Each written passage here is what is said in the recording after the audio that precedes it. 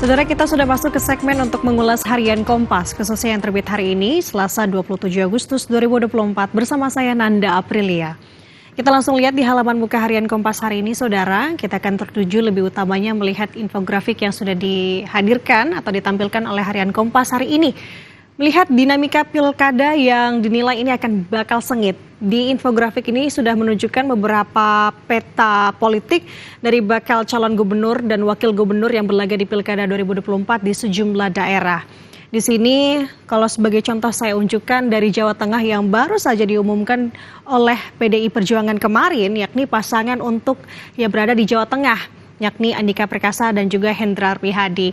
Dan juga kalau untuk di Jakarta khususnya, Saudara, memang sejauh ini untuk partai politik yang baru diumumkan adalah dari Koalisi Indonesia Maju atau KIMPLUS, di mana diusung oleh 12 parpol, yakni pasangan RK dan juga Suswono. Nah, ini dinilai akan sengit, pilkada akan sengit diperkirakan karena bakal berlangsung lebih kompetitif dan juga berkualitas. Kandidat alternatif bermunculan karena syarat ambang batas pencalonan ini lebih longgar. Putusan Mahkamah Konstitusi yang melonggarkan syarat pencalonan kepala daerah dan wakilnya membuat kandidat alternatif ini kian bermunculan. Pesta demokrasi di sejumlah daerah akan lebih kompetitif karena diikuti pasangan kandidat yang sama-sama kuat.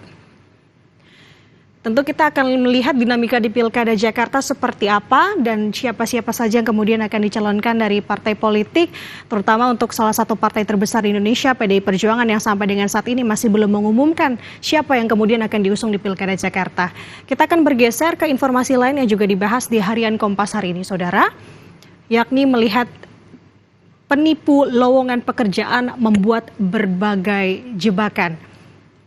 Nah, penipu lowongan pekerjaan ini membuat berbagai jebakan, dinilai komplotan penipu diduga kuat menyiapkan jebakan untuk pencari kerja sejak awal khususnya.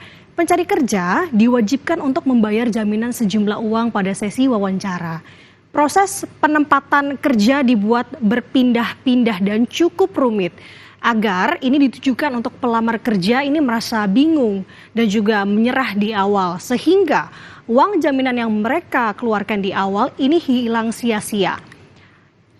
Nah, tentu ini yang harus diperhatikan seksama tentunya untuk para pencari kerja terkait dengan modus-modus yang saat ini sedang berseliweran begitu ya. Ini menjadi salah satu yang harus diperhatikan terkait dengan uang jaminan di awal, kemudian ini menjadi modus sehingga uang itu hanya sia-sia saja. Karena tadi ini dialihkan dengan penipuan terkait dengan lowongan tempat dari pekerjaan itu. Nah, kita akan bergeser ke informasi lain yang juga dibahas di harian Kompas hari ini, Saudara, adalah terkait dengan kunjungan Paus Fransiskus ke Indonesia pada September mendatang nanti. Dan dari hal tersebut, warga diimbau WFH atau work from home pada 5 September nanti. Jumlah peserta yang akan mengikuti misa bersama Paus Fransiskus di Stadion Gelora Bung Karno, Senayan, Jakarta pada 5 September 2024 nanti, ini diperkirakan sebanyak 90.000 orang. Oleh sebab itu, Kepala Sekretariat Presiden Heru Budi Hartono yang juga merupakan pejabat Gubernur Jakarta meminta masyarakat untuk mewaspadai pengalihan arus lalu lintas yang akan digelar di sekitar kawasan GBK pada 5 September mendatang. Untuk lebih jelasnya Anda bisa membacanya di harian Kompas hari ini atau juga bisa mengaksesnya melalui kompas.id.